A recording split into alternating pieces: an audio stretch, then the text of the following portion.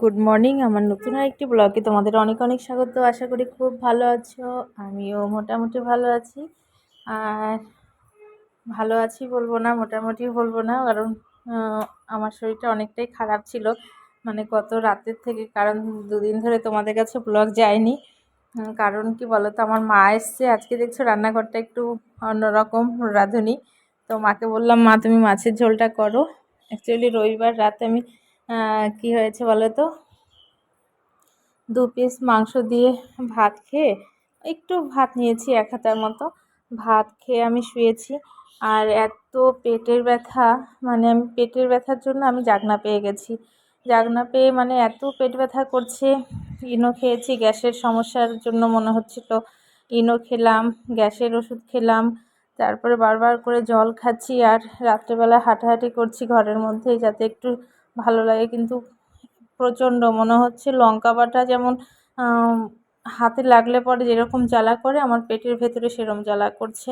যাই হোক, সেই রবিবার রাতের থেকে এরকম ওষুধ নিয়ে এসছে, ওষুধ খেয়েছি। সোমবার দিন মানে বিকেল অবধি আমার এরকম ছিল। তো মা ফোন করেছে সকালে।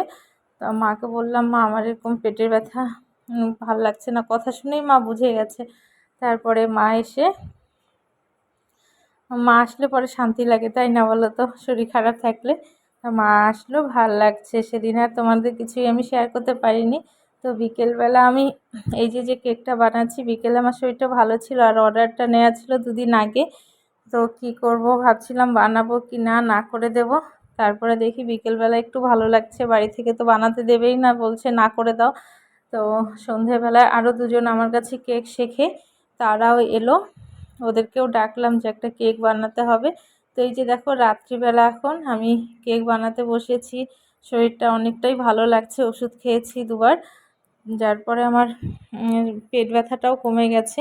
যাই হোক, কেকটা বানাতে বসেছি। এই যে সিম্পল একটা কেক বানিয়েছি, অনেকটাই বড়, ক্যামেরাতে সেরকম বোঝা যাচ্ছে না। 3 পাউন্ডের কেক এটা। তারপরে দেখো, এটা রাত্রের ভিডিও গেল। আর এই যে সকালবেলা আমি রান্না করছি, আর তখনই নিরামিষ রান্নাটা আমি করছিলাম। তো ফোন এসছে যে আমারই এক স্টুডেন্ট ফোন করেছে, বিয়ে হয়ে গেছে তার, তার মেয়ের জন্য আর কি কেক বানাতে হবে। তো না করতে পারলাম না। তো যাদেরকে শেখায় ওদেরকেও ডেকে নিলাম। আর এই যে আমার মা খাওয়া দাওয়া করলো, আর দাদাও এসছে। তো খাওয়া দাওয়া করে, এই যে আমার ছেলে মামাবাড়িতে ছিল, ওকে নিয়ে এসেছে।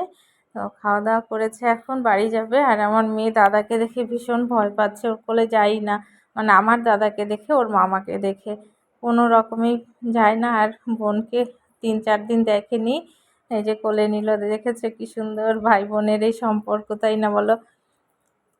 আর বাড়ির কাজকর্ম তো চলছে, ঘরটা প্রায় কমপ্লিট। তোমাদের সাথে শেয়ার করা হয়নি কতটা কি কাজ হলো।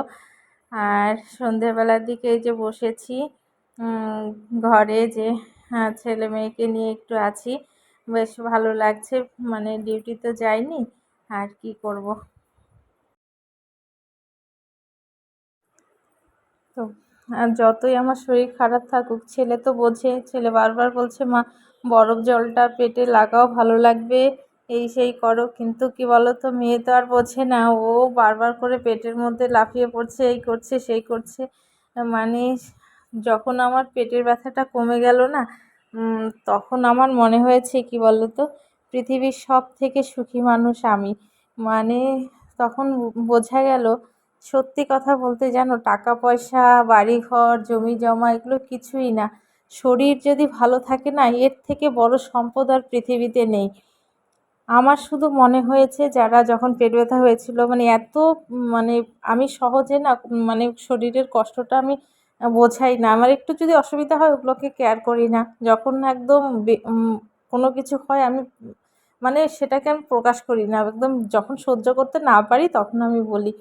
তো তখন আমার মনে হয়েছিল, আমার পেটের ব্যথাটা ঠিক করে দাও, আমার আর কিছু লাগবে না। বাস, যখন ঠিক হলো, সত্যি আমার এত শান্তি লাগছিল যে পৃথিবীর সবথেকে মানে সুখী মানুষ আমি বললামই একবার।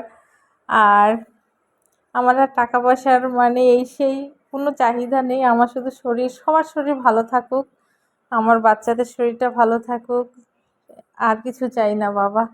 মানে কেমন যে লাগছিল, আমি মিরাক্কেল দেখতাম তখন না, মিরাক্কেলের মীর, সবাই চেনো তো, মীর একটা কথা বলেছিল, ও বাচ্চাদের ক্যান্সার হসপিটালে গিয়েছিল, তো সেখানে গিয়ে ছোট ছোট বাচ্চাদের ক্যান্সার হয়েছে, তখন মীর ওই হসপিটাল থেকে বেরিয়ে এসে মনে হয়েছে যে পৃথিবীর কোনো কিছুই দামি না, শুধু মানে যার স্বাস্থ্য ভালো,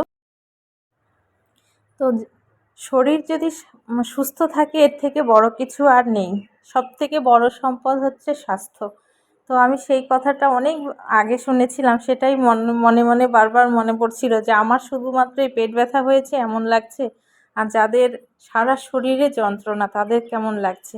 তো চলো আজকের মতো এ পর্যন্তই।